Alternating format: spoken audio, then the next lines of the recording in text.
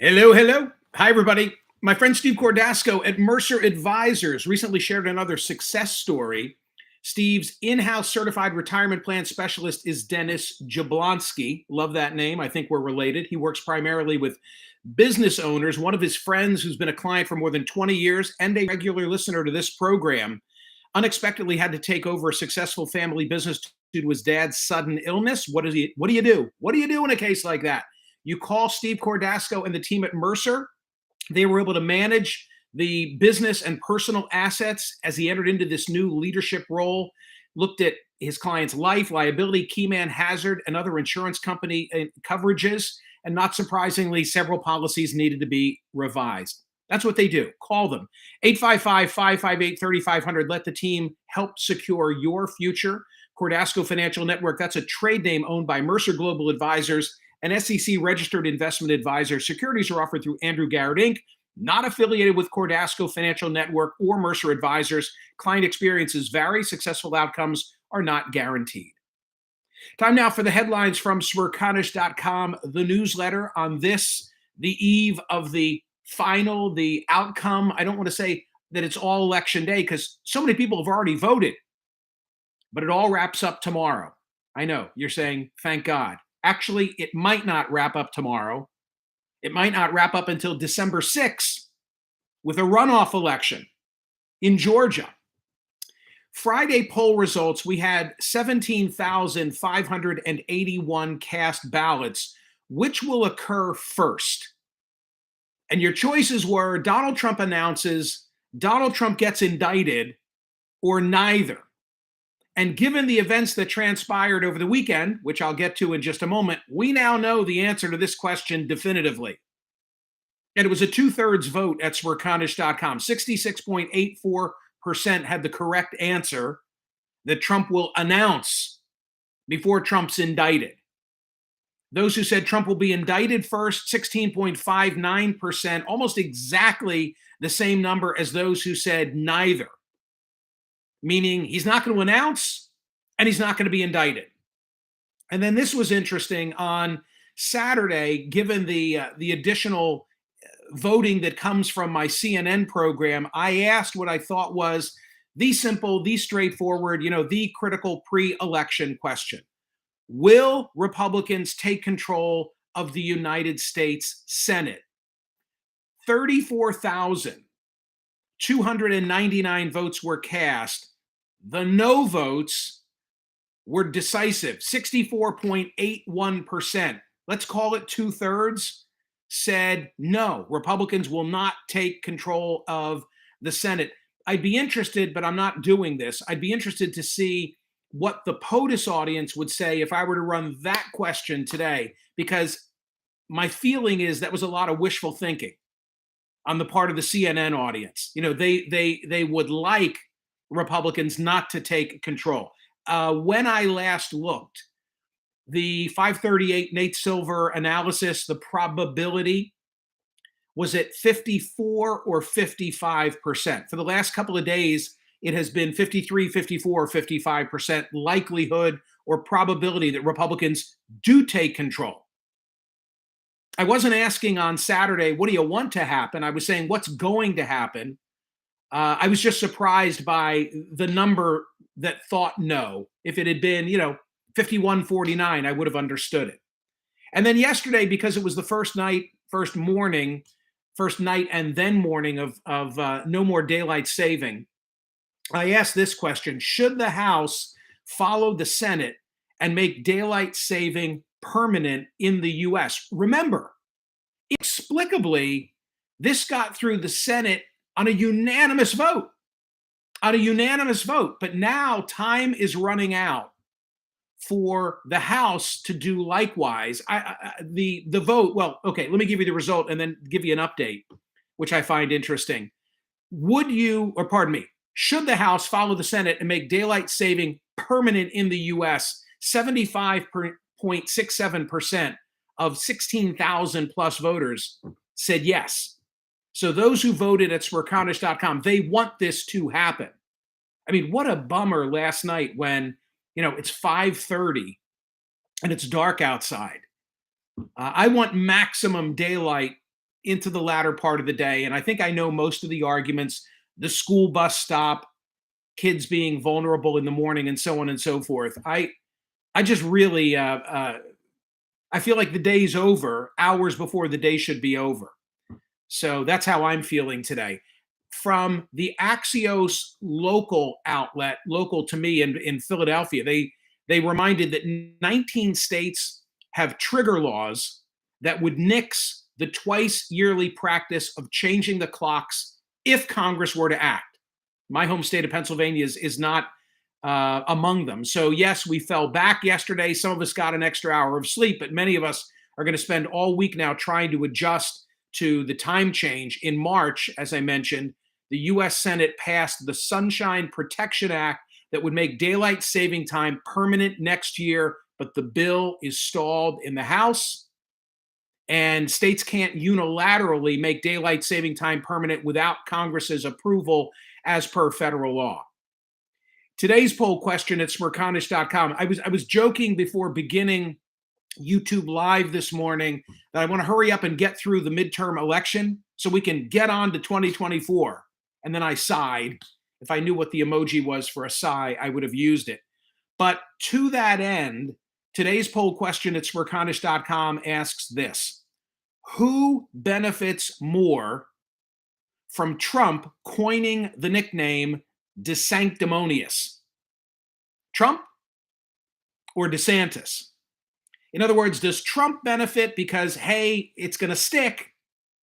And you look at Ron DeSantis and you say, he does look a little sanctimonious.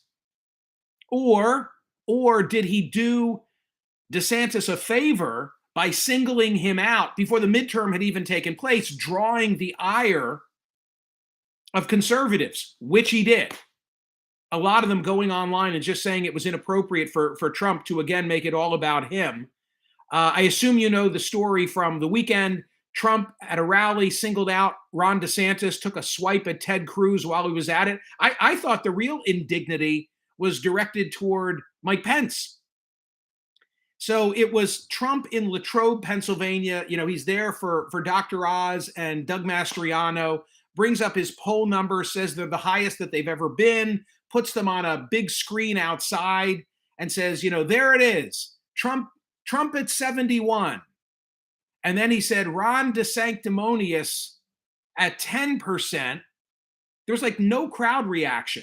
I think people were like baffled, like, what? Either that, or maybe they didn't know the meaning of sanctimonious. I don't know. And then he took a shot at Mike Pence by saying, Mike Pence at 7%. And as only Trump can do, he said, Pence is doing better than I thought. Yesterday, I was in D.C. to do State of the Union on CNN with Dana Bash. And I said to Dana Bash yesterday, I said, he's like better than any kid I ever met on the playground in terms of coming up with a nickname that sticks. I know that's not an attribute, especially from a presidential candidate, but he's pretty damn effective at it, isn't he? And when he says that Pence, oh my God, Pence, 7%. Wow. He's doing better than I thought. Like, wow.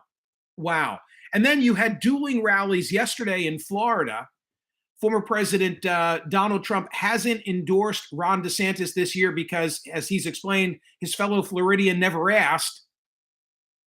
This is from the Times coverage. DeSantis didn't attend the Trump rally in Miami, his ally said, because he wasn't personally invited. Trump campaigned in South Florida with Marco Rubio. Meanwhile, DeSantis made his case for re-election during a set of events on the state's West Coast. Trump did not repeat the DeSanctimonious taunt on Sunday. What's amazing about this is DeSantis is up for election. He's going to have a huge victory over Charlie Crist. He leads sort of the alternative slate for potential Republican candidates, having raised $200 million in his re-election bid, including about 90 unspent. 90 mil unspent by Ron DeSantis. Hang on a second, I got my papers here. Yeah, the Wall Street Journal has editorialized about this already, making the point that Donald Trump's rallies are for Donald Trump.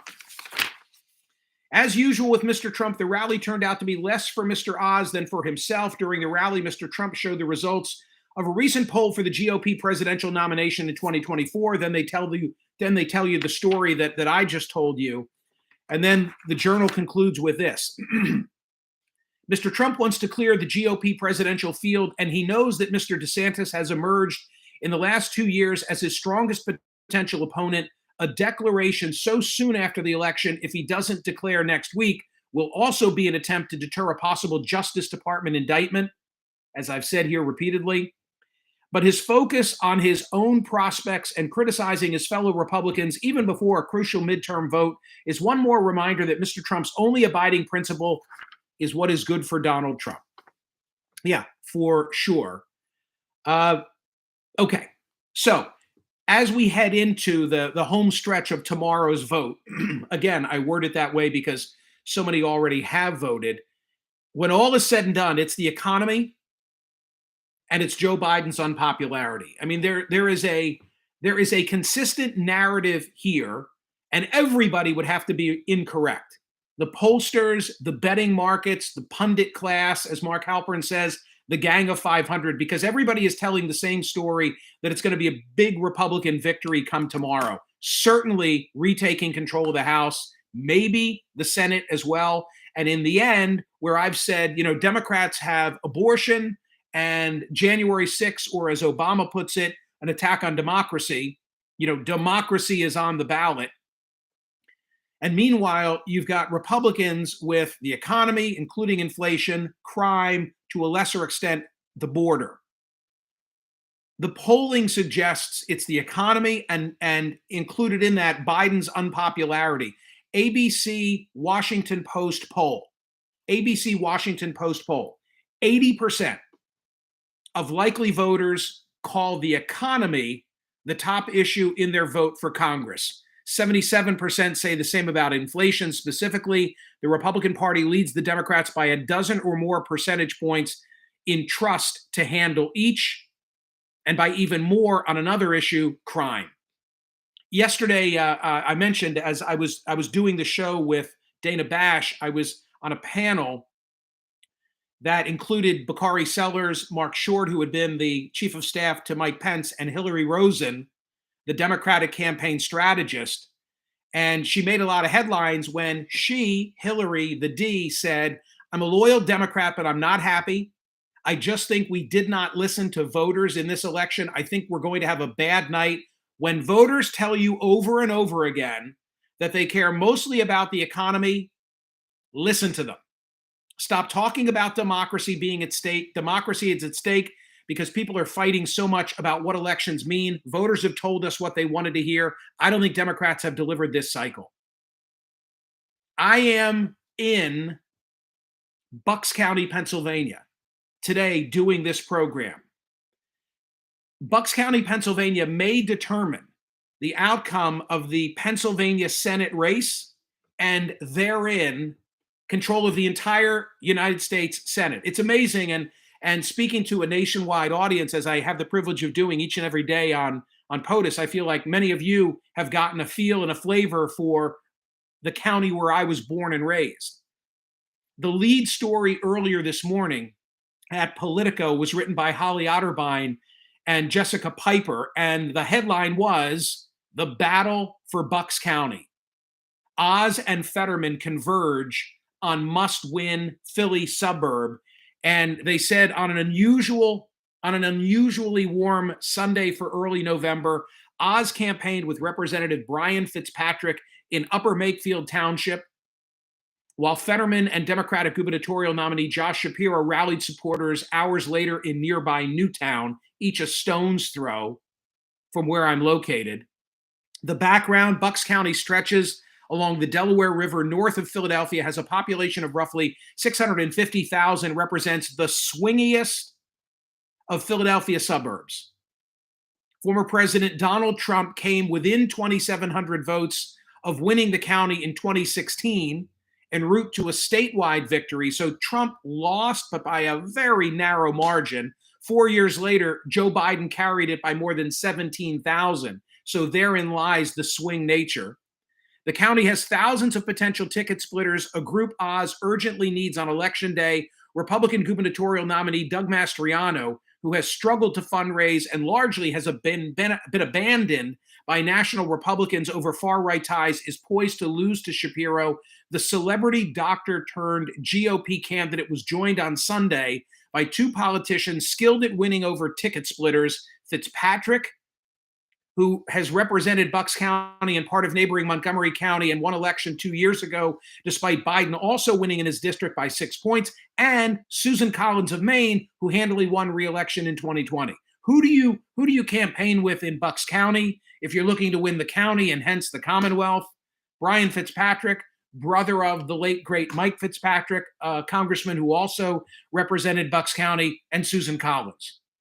What's interesting about this issue of ticket splitting, and there's more analysis posted at Smerconish.com today about how ticket splitting across the country is going to be key, and they isolate both Pennsylvania and Georgia, where Brian Kemp is expected to handily defeat Stacey Abrams. Something that 6 months ago many would not have predicted, the ease with which he seemingly is going to do that.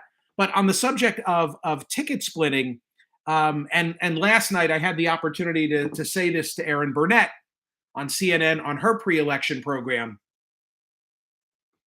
There are distinctly different races being run in Pennsylvania. You've got, 4 headliners: Josh Shapiro and Doug Mastriano running against one another for governor, Fetterman and Oz running against one another for the U.S. Senate. I'll be kind and say that Mastriano is a most unconventional candidate.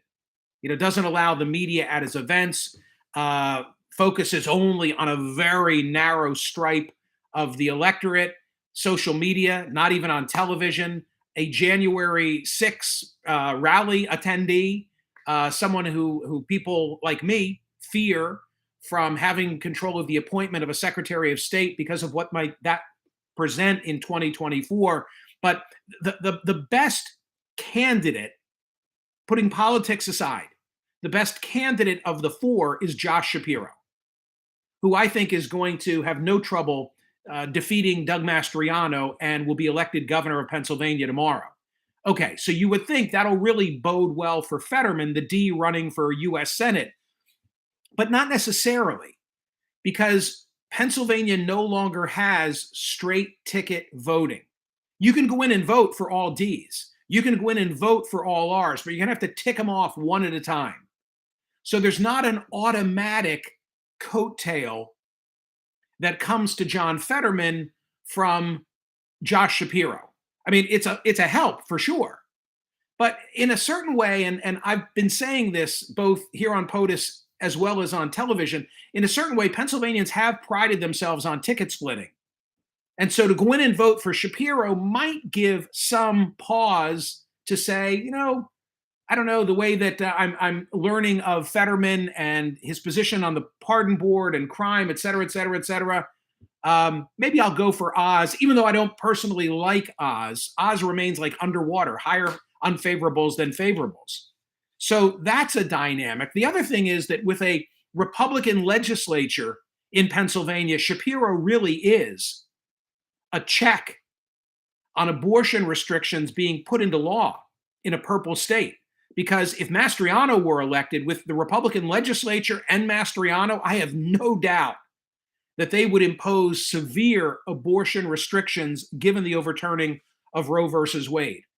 So, as by definition, one is a local election and one is a national election. The local election, I think there's fear of Mastriano and what he might do on abortion. There's fear of Mastriano and what might happen with his appointee to Secretary of State. But when you get to the Senate race, much like Georgia, much like Nevada, much like so many of these other critical races, Arizona, I think many voters are looking beyond the 2 candidates. I mean, the bottom did not fall out of Fetterman's campaign after his performance in that debate, which was tough to watch. The bottom did not fall out on Herschel Walker after the allegations of women who said, he impregnated me and paid for my abortion. How come? Because from the sidelines, you would think that each of those could have been devastating to the respective campaign of the D and the R that I just referenced. But they didn't, because such is the degree of partisanship in this country that I think individuals who are voting in many cases are looking past those candidates locally, and they're just saying, who do I want in control of the Senate generally? Like, I want Democratic control of the Senate. I'm voting for Fetterman, regardless of the debate and whatever his physical condition might be. Or I want control of the Senate to be in the hands of the Republican. Dr. Oz is a charlatan. You know, he parachuted into Pennsylvania, but I'm voting for him anyway. I think Herschel Walker is a total hypocrite, but I want Republicans in control of the Senate, and he's going to be a good vote. So I'll vote for him and look the other way on that issue. But amazing to me that it's all coming down in Pennsylvania to Bucks County. And that could, if it all comes down to the Pennsylvania Senate election, that could determine the ultimate control of the United States Senate. The swingiest of Pennsylvania counties. I guess you would say that I was born and raised in a territory appropriate for me, right? Final thought is this. Someone said to me on YouTube in the comments earlier today, hey, in the end, did you vote for this candidate or that candidate? And I said, this is my final thought before we head into tomorrow. And I said, I'm not telling you for whom I'm voting. Nothing good comes from that. It would be interpreted as me telling you for whom you should vote. And I'm not doing that. Rather, I tell you, go vote. Same rule as applies, you know, in our house at the kitchen table when I'm telling our kids, or at least I did when they were at the kitchen table, hey, go cancel me out if you think you know for whom I'm voting. Better that you vote than you sit it out. That's what's most important. I want more people voting. You know why? When more people vote, especially in primaries, this is not one, we water down the fringes. So go vote in the midterm and also at Smerconish.com.